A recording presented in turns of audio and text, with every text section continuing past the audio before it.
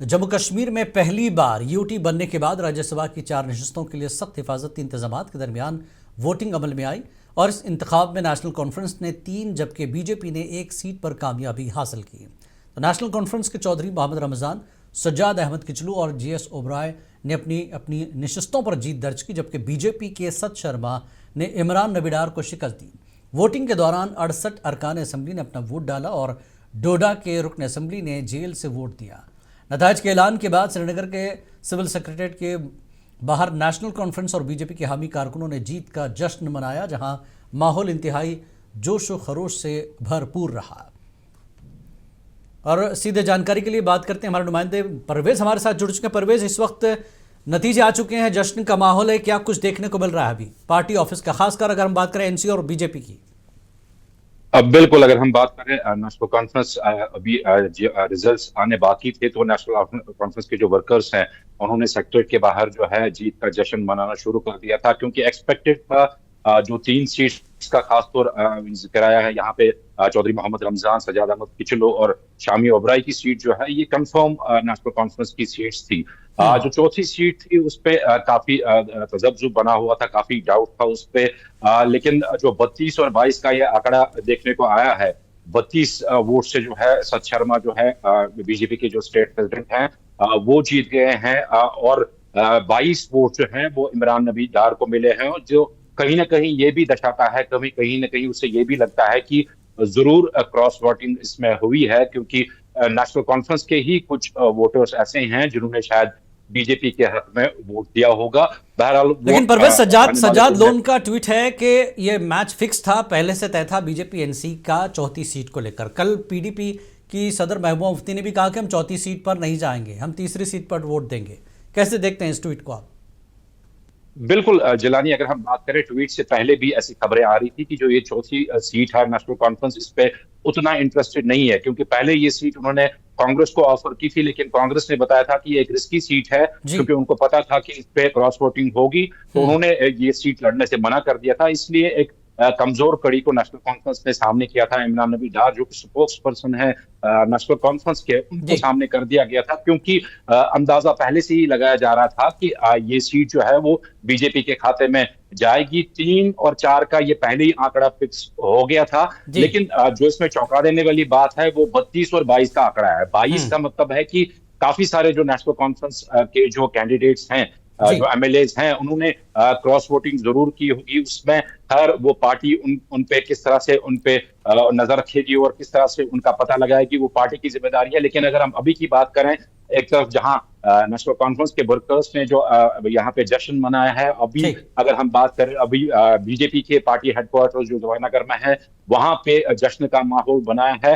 कुल मिलाकर अगर हम देखें तो एक किस्म की जो डेमोक्रेसी है उसकी जीत हुई है।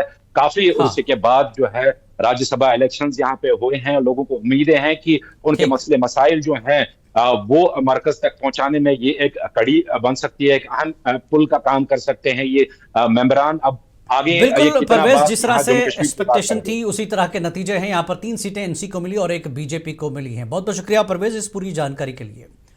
तो एनसी को 3 सीटें मिली हैं राज्यसभा में और बीजेपी को 1 सीट, जिस तरह से पहले से कयासारियां की जा रही थी। और सज्जाद लोन का भी ये ट्वीट के ये मैच फिक्स था बीजेपी और एनसी के बीच, जिस तरह से सीटों का बंटवारा हुआ है। आगे बढ़ेंगे अगली खबर की तरफ। Assistant commissioner revenue Pulwama Shahbaz Ahmad Budha ने जिला इंतजामिया और महकमे सेहत पुलवामा के सीनियर अफसरान की मौजूदगी में तंबाकू से पाक नौजवान मुहिम का आगाज़ किया। Assistant commissioner revenue Pulwama Shahbaz Ahmad Budha ने मीडिया से बात करते हुए कहा कि इंतजामिया की जानिब से माजी में चलाई गई वो मुहिमात नतीजा खैज साबित हुई और तीसरी मुहिम तंबाकू फ्री यूथ कैंपेन 3.0 से ज़िले में तंबाकू और तंबाकू से मुताल्लिक़ अशिया के इस्तेमाल को ख़त्म करने में मदद मिलेगी।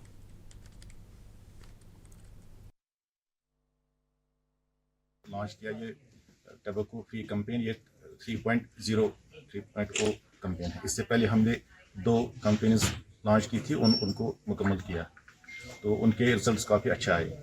जैसे हम स्कूलों में हमने बहुत फोर्सफुली से इम्प्लीमेंट किया, ऑफिस में किया। जैसे पहले आप देखते थे कि ऑफिस में जाके हर जगह कहीं से सिगरेट का धुआं, कहीं से और कुछ वो पान वगैरह तंबाकू कुछ चबाते थे।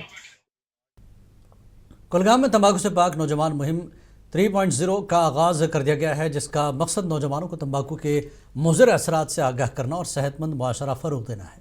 डिप्टी कमिश्नर अतहर आमिर खान ने बेदारी रैली को झंडी दिखाकर रवाना किया। और जबकि सीएमओ डॉक्टर शौकत हुसैन परे ने बताया कि ज़िले में 40 देहातों में से 28 पहले ही तंबाकू से पाक करार दिए जा चुके हैं।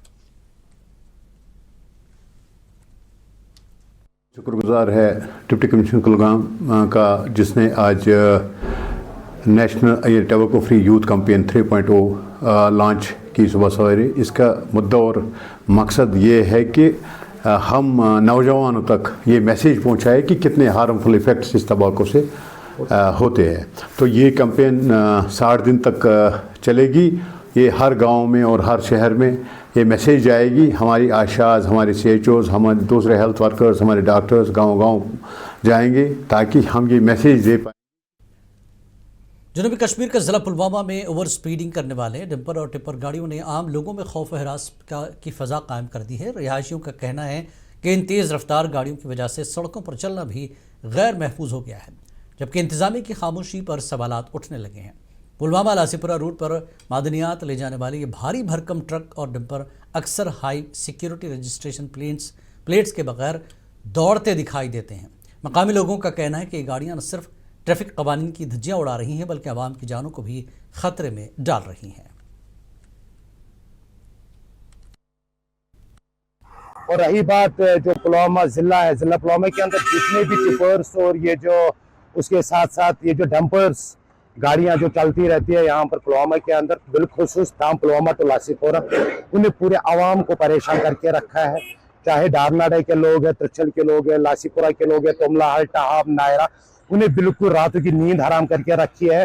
और दिन में भी चलते रहते हैं, रात में भी चलते रहते हैं। और उसके साथ साथ जो छोटी गाड़ी वाले हैं ये बिल्कुल परेशान है और तरस रहे कि हम गाड़ी चलाएं, क्योंकि जैसे डंपर वाले पीछे दौड़ते रहते हैं। और अगर हम बात करेंगे मैनेजमेंट की, इनके अंदर HSR। कुलगाम पुलिस ने मनशियात के कारोबार के खिलाफ कार्रवाई करते हुए बदनाम ज़माना स्मगलर शहजाद अहमद डार साकिन विडुमशीपुरा के जायदाद जब्त कर ली है। पुलिस के मुताबिक मुलजिम NDPS एक्ट 1985 के तहत दर्ज केस में मुलव्वस था और उस वक्त कोट भलवाल जेल जम्मू में कैद हैं।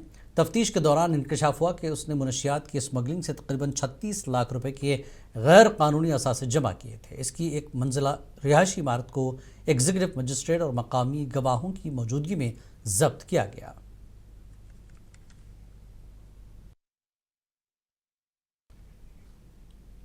Jawahar institute of mountaineering and winter sports फोन नून-1 पहलगाम की जानिब से तीसरी ट्रायल रन की दौड़ आरू से पहलगाम तक खूबसूरत अंदाज में मुनक्किद हुई।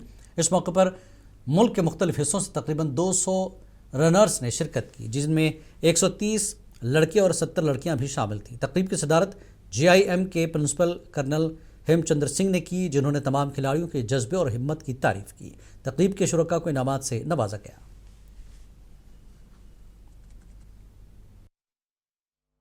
एक तरह से एक पॉजिटिव मैसेज देने के लिए ये ऑर्गेनाइज़ किया गया था, जिसमें यहाँ के लोकल्स, यहाँ के जो स्टूडेंट्स हैं, स्कूल्स हैं, बाकी जो प्राइवेट हमारे स्टेक होल्डर्स हैं, उसमें चाहे स्टैंड वाले हैं, टैक्सी स्टैंड वाले हैं, होटलियर्स हैं, आम लोग हैं, टूरिस्ट हैं, सब ने पार्टिसिपेट किया।